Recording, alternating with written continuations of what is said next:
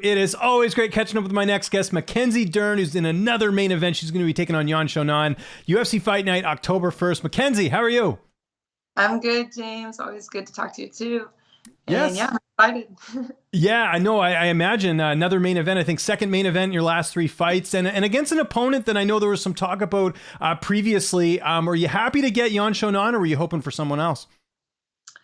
No, I'm happy. I'm happy. Of course not. I'm happy because I think it's going to be an easy fight or anything like that. Just because for me, I think it makes the most logic. Makes the most sense. We both lost to Marina. Um, she's coming off 2 losses, but she's like number 5. She's right behind me. So I didn't want to fight someone like way, way behind. And yeah, I mean, I was saying that I was ready, like I would be ready if they gave like an interim belt or something against Weili or something like that. But I mean, definitely, I feel like this is a good fight to help just keep building my, keep developing as a fighter to be ready to be a champ in a couple of fights. And if I'm not mistaken, you both have the same management, so were the negotiations a little bit easier that way? I mean, I don't know. You gotta ask them. But Yeah. no, I mean, I think for me, it was like they had kind of talked about this fight maybe about a year ago, but she ended up fighting, I think, Marina, and I fought, I think I ended up fighting Tecia. So it's just something that kind of think, for preference, they probably didn't want both of their fighters to fight each other. But I mean, they know it's kind of like, we both have this dream. We both want to be a champion, so it's just, it is what it is. Yeah, no, I understand for sure. Let's talk about your last fight against Tecia Torres. You referenced it there, split decision. How did you feel about that performance? I know, when it goes to the judges, you never really know, but how are you feeling when they read out the scorecards? Oh, I was feeling like, oh, thank God. Yeah. I mean, I really wanted to fight. I felt like I maybe sold it in the fact that like I was pressing it the whole time, and like I think it looked like I wanted to fight, and I think just with all her movement, and it kind of just more on the defense. Her strikes are more on the defense. I felt like it wasn't really her attacking, things like that. I think when it's a close fight, when it gets down to it, who wants it more, or who at least looks like they want it more, could maybe win that over. So, I mean, me personally, I felt like I won all 3 rounds. I felt like the first round, I kind of wobbled her with a punch. I think the second round was the ground, and then the third, I mean, I feel like she just started like, she kicked me a couple times, like after the last 2.5 of the minutes, 2.5 minutes of the fight, So I still just think I pushed and did a little bit more damage, But it's crazy fighting. You have like point fighting, where you have like a fight where it's just a brawl, and you have fights where like maybe they take you down, but they don't do anything on the ground. They just sit on you, So it's like, okay, all these things, they come, it can go either way. So definitely leave it to the judge's decision. I know it could go either way. But I mean, I didn't expect that fight with Tecia to be like, oh, this is the fight where I'm going to show my boxing has evolved, everything. I knew it was going to be like, I'm going to have to catch her somehow, like be chasing her. She moves a lot. She's fast. Yeah, and I just kind of like don't really care about my technique anymore to what people think, you know what I mean? Right. It's like the more fights I see, the more I realize, man, we train the technique like to be as perfect as possible, but really what comes out in the fight is like 60% technique and like 30% hard and 20%, and 10% like just, some timing and stuff like that. Yeah, no, I get what you're saying. How far do you feel like your striking has improved since fighting Marina Rodriguez? Because again, I know you've been working really extensively with Jason Perillo, who's one of the best coaches in the game. How would you assess your development since then? Yeah, I mean, it's like for Mackenzie, it's gotten so much better. It's just evolved so much, and yeah, I mean, I've kind of gotten to the rhythm of just like, okay, finish the camp and then come back into training. Of course, I mean, with Tecia, I didn't get any injuries, so it's a little bit easier when you don't have like surgeries and broken noses and stuff like that. But it felt good to be able to come finish a fight and go straight back into like training and just being able to develop my game way more. And I feel like my striking has gotten so much better. So it's really good. I'm using less energy and getting more, yes, doing more quality over quantity. Exactly. Yes. As they kind of say there. So that's great. Let's talk about Yan. Obviously 15-3 record, like you said, ranked fairly high in the division. How do you feel like you match up against her here? Man, it's like, I feel it's a little bit kind of crazy fight. I feel if you look at, our past fights, and I see like, okay, Xiaonan Yan, she lost to Carla Esparza. I'm not a wrestler like Carla Esparza, so I don't have this timing that Carla has. Mhm. But from what I saw on the ground, I think, hey, this is a great fight for me on the ground. That's what I think. If I get to her to the ground, I'll be able to finish it. But then I look at it again like, man, she has so much experience. I don't see her moving so much. I see her more like staying in the pocket, but just like high volume, sharp punches, like hits hard. And I always imagined that the strikers would do more of that to me. You know what I mean? Mhm. Like they would pressure me and just like freaking punch me in the face, and make me like shoot, and overwhelm me.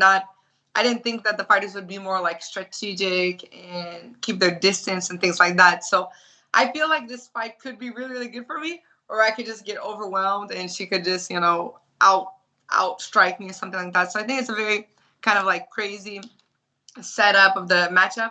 But I mean, I'm confident, I'm confident in my striking's good enough, to be able to like even who knows, knock out or overwhelm her, surprise her. I think that element of surprise is always good.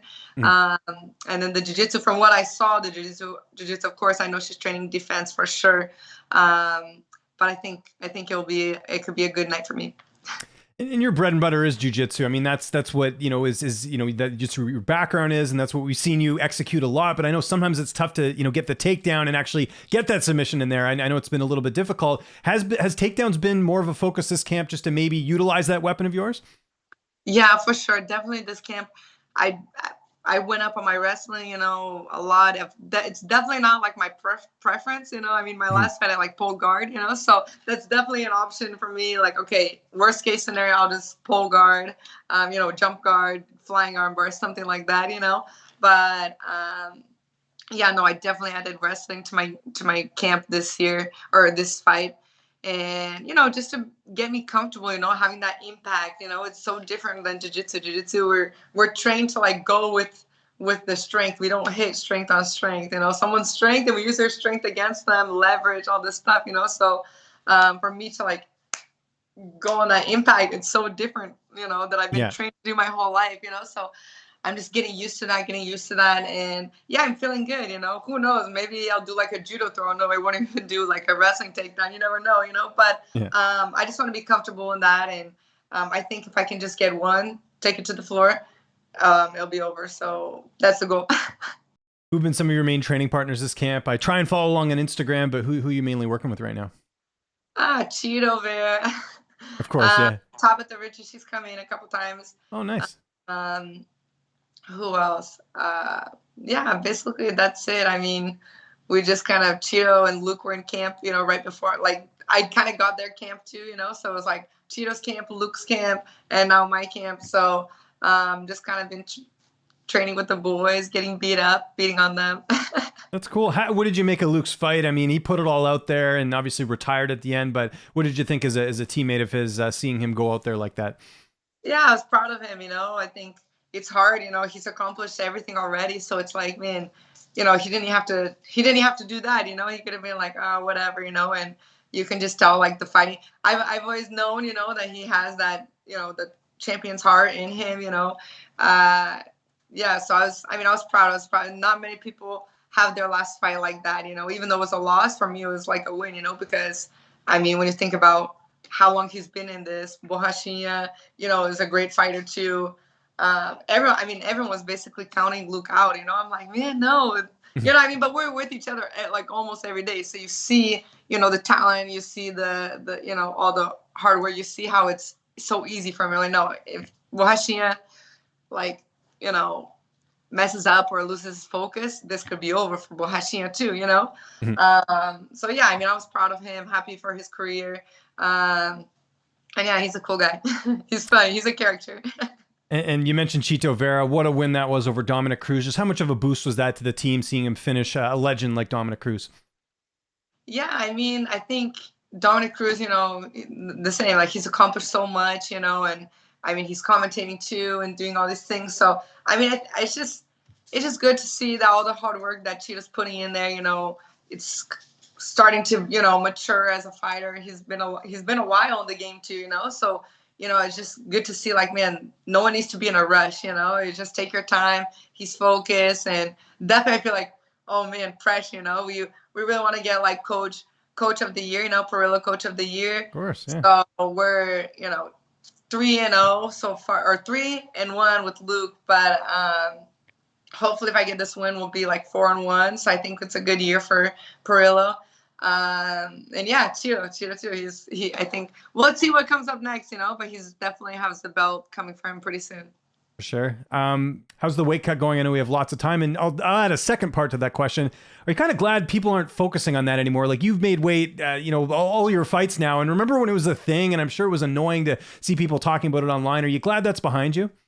Oh yeah, for sure. I mean, I can't say like, oh, I'm completely like, I don't worry about it at all, even though I'm like I still get so light, right now. And I'm like, man, and I have to kind of keep myself to not lose too much weight, it just kind of, right now I'm kind of in the phase of trying to be more athletic, and change like body fat to muscle, and I'm like learning about my body and just that part of it, not necessarily like, okay, how much weight I want to lose. I want to keep my weight higher, but switch, and just go through that. It's cool to learn about my body and just see my metabolism and all this stuff.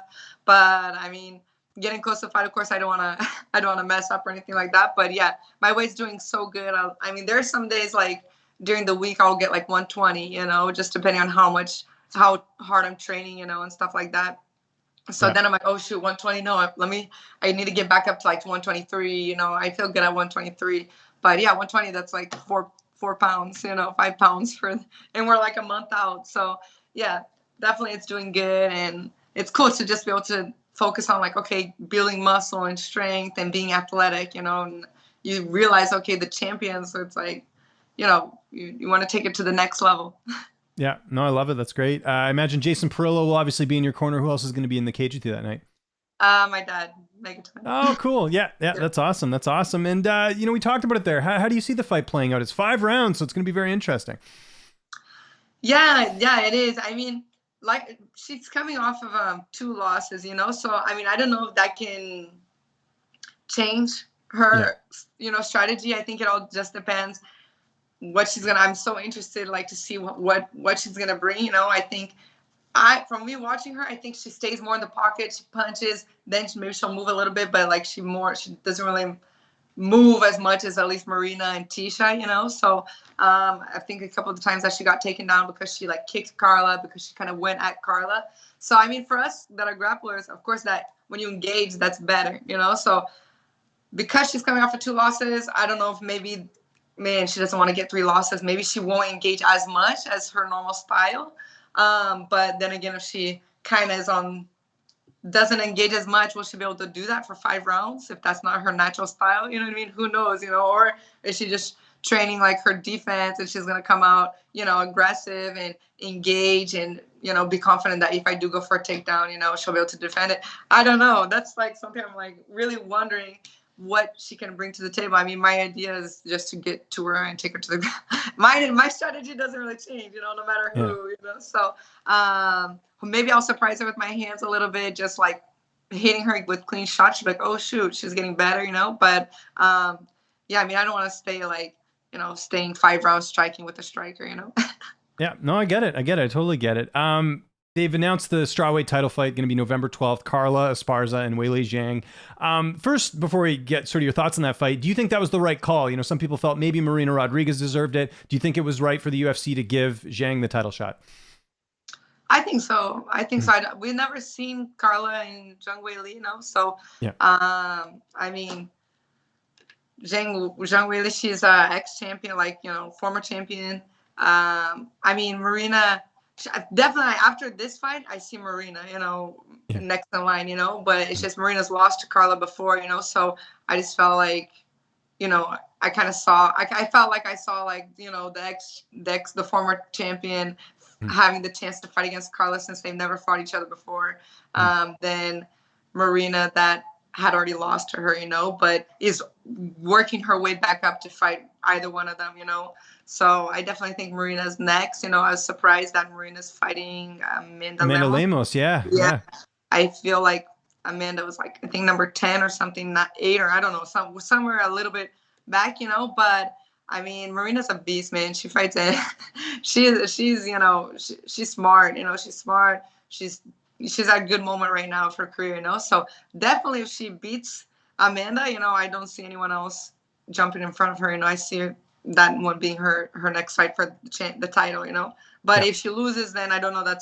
I feel like that's opens a little things bit up, risky. does it not? Yeah. So there you go. If she loses that, that's could be good for someone like yourself, right? So that'll be interesting. How do you see Carla Esparza and Weili Zhang playing out? Because that's a really interesting fight. Carla with the wrestling, Zhang obviously with the really superior striking. How do you see that one going down? Yeah, I mean, well, after Rose and Carla, I mean, I can't count Carla out. You know what I mean? At all. So it's just like, man, I feel like just striking from what I've seen from Zhang Weili, like a little bit more dynamic, as in like striking wars with Rose, with Xiaonan. I saw her even with Rose doing like grappling too. They went to the ground, I think, in Madison Square Garden. So I mean, I feel like Zhang Wei's a little bit more well-rounded, but Carla just has such a good game plan, and she can put that with a striker against a jiu-jitsu girl, against all these types of, no matter what style you are, Carla has that like maturity as a fighter to put her game. So, I mean, can she do that for 5 rounds? I don't know, but I wouldn't be surprised if Carla goes out there and is able to like take Zhang Weili down and be able to just like ground and pound and wrestle her out for 5 rounds. So do you think she'll beat Weili Zhang then? Would be my question. I know. I was trying to. I know what you're trying to do there, but I got to do. Yeah, just curious because I think right now the odds have been out. I think Zhang's actually the favorite. Yeah, I think I'm gonna give it to Zhang Weili. Yeah, I think she'll win. See, that's why I had to ask. That's why I had to ask, because you almost tricked us there. But anyways, it's interesting. You kind of did a little bit of what's the word? Like kind of musical chairs a little bit in your division, right? Because we talked about obviously Zhang fighting Carla Esparza, and you've got Marina Rodriguez fighting Lemos. There's one person that's the odd man out, and that's Rose Namajunas. Now, I would imagine, and you sort of said it yourself, that if Marina wins, she likely gets the shot. If Marina does end up winning and gets the winner of Zhang Weili and Carla Esparza, is Rose Namajunas next for you if you win this fight? I would have to think so. Yeah, I mean, we talked about fighting with Rose before Xiaonan, because I mean, I think she was coming off maybe an injury, Xiaonan, so we weren't really sure, and we were trying to like get a fight and stuff like that. But the last I heard was that she wasn't gonna fight. She didn't have plans to fight for a while, So, I mean, I'd be down for it for sure. I mean, that'd be like an honor to fight her. I was hoping to get a fight maybe with her before Xiaonan, but just because of everything that was going on. But yeah, I mean, if she's up for it, I think that could definitely be a great matchup. I think people like to see that. But who knows? I heard she wanted to go to 125 too, so I'm not really sure. Which is interesting because her and Valentina have trained together, and I don't think that's a fight that either. Well, maybe at least I don't know Valentina would fight anyone, but I know they're friends, so it's kind of like a weird situation there. But that's a discussion for another day. Switching gears here, you obviously come from the jiu-jitsu world. One of the things we've seen with other promotions like One Championship is doing that submission grappling on their events. Is that something you'd like to see the UFC start to do? Or should that be separate? Should that be its own thing? Yeah. Yeah, I mean, I don't know. That's kind of crazy. I never thought about it like in the UFC, but I mean, I think if people will, I think it would be cool. I think UFC is the biggest platform that they have, So I mean, if we can get kind of like all the casuals to start to value jiu-jitsu and the submission grappling and see it on a like, okay, see the fight. I think they'll give more value to jiu-jitsu or the grappling part of it in a fight, not like, okay, you're on the ground and everyone starts booing, So, I mean, I definitely, as a grappler, I think that'd be awesome, and just kind of get people to kind of fall more in love with that part of it, of the game. But I don't know. I mean, the UFC is like, you're just so used to like, all these crazy knockouts and the submissions that you're not expecting and things like that, But I think it would be cool. Yeah, well, I think I see both sides of it. I mean, the one side of it is, hey, it's a UFC, only MMA fights. That way it doesn't confuse the fan base or whatever. There's that side of it. Then there's the other side of it. It's like, what if like a Damian Maia just wanted to, come and do just a submission match and we could still use him and he could fight someone else and you could kind of see that. So I kind of see both sides of it, Yeah, exactly. That's what I think too.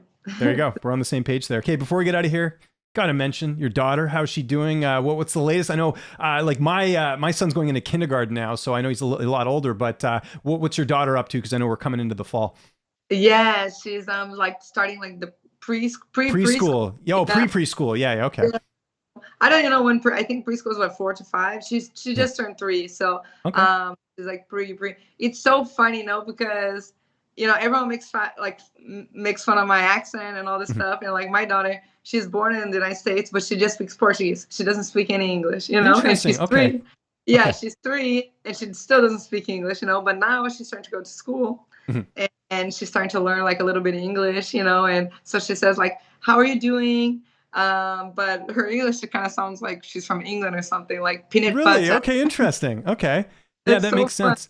I don't think to be honest, I don't think we've ever talked about that. And I get so annoyed when people talk about the accent thing because I have a friend that I grew up with. I'm from Canada. I have a friend who now lives in Australia and she's been there for a couple of years and the Canadian accent's gone. She actually sounds Australian. And I know with you mainly speak more Portuguese, like with your husband and I'm sure your daughter and your family than you would, like I'm sure at the gym, that's probably the only place you're speaking English and doing these, right? So it's understandable that you would sound more like, you have an accent, right? So I just wanted to clear the air because I get so annoyed when I hear people saying that like it's being fake or something. How do you deal with that? Let me ask you about that.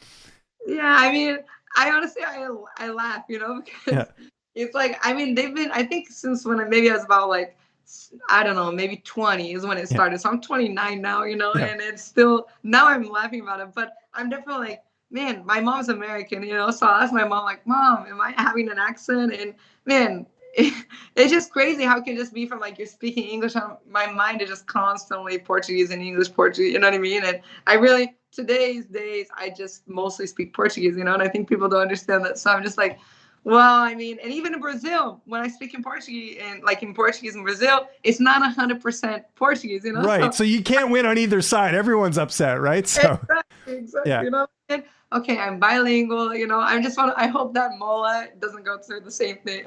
Well, I think at an early age, she'll probably pick it up and her friends are probably going to speak more English, I would think, right? So, when she goes to school. So there's that side of it too. So spoke Portuguese with her now because we didn't want her to lose that, Right. and we figured in the school, she goes to school in the United States, she'll speak, with the friends and everything, she'll pick that up fast, English, so yeah, it's funny, it's crazy, but it's funny. I just think it's funny because like, why would you keep this up for so long? Like people saying she's been doing this fake accents for like, what benefit is that? Like, I don't know. Like, and I do have to laugh. I think there was one time when you did have a post-fight interview and they're like, we need a translator. And it's like, no, I'm born here, so it's all good. Yeah. I mean, about the translator, everyone talks about that. I was just as surprised to see a translator there as everyone else. I think people thought that I asked for the translator and I was like, oh, literally like my UFC debut. And I was like, I don't know. I think they thought I didn't speak Portuguese or I didn't speak English or something. Or I don't know. I thought that like, oh, maybe they want me to speak both to talk to like my fans in Brazil. I don't know. Yeah. But I was like, oh shoot, there's a translator here. Like, what do I do? But everyone's like, why would you need a translator? I'm like, man, I didn't even ask for it, guys. Yeah, no, for sure. Mackenzie, thanks so much for doing this. Always a pleasure. UFC Fight Night, October 1st, main event. You can't miss it. If there's anyone you want to thank, any sponsors or any social media you want to plug before you get out of here, I'll give you the last word. Yeah, no, just thank you, James, for the interview. Always OnePlus, BetMotion, King's Kimonos, my sponsors. So yeah, October 1st. I hope you guys enjoy the main event. Let's get this win.